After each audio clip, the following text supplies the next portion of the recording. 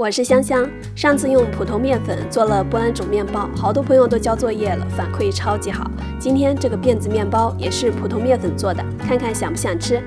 准备150克牛奶，1个鸡蛋，8克鲜酵母，25克糖，300克普通面粉，再加3克盐。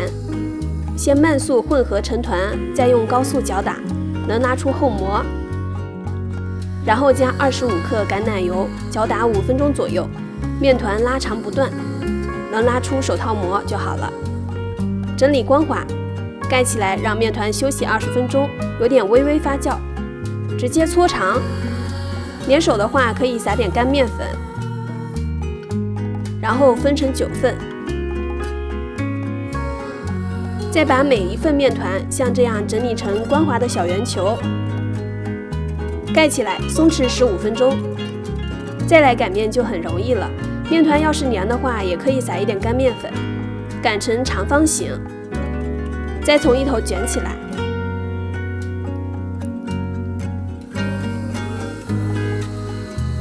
全部做好之后，拿起第一个卷好的长条，再搓长，大概是32厘米，每3条像这样摆放，编成辫子。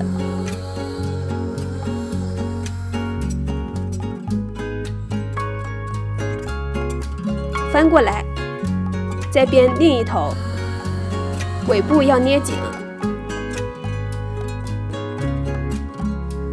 放在烤盘里发酵1个小时左右，主要要看面团的状态。发酵好的面团呢，我们可以看到体积变大，按压面团可以慢慢回弹，表面刷上全蛋液，再撒上白芝麻和核桃碎，核桃碎一定要多放一些，因为烤出来特别的香。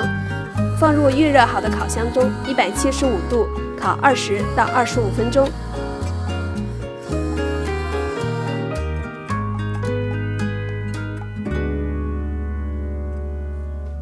你一定要试试，因为真的特别好吃。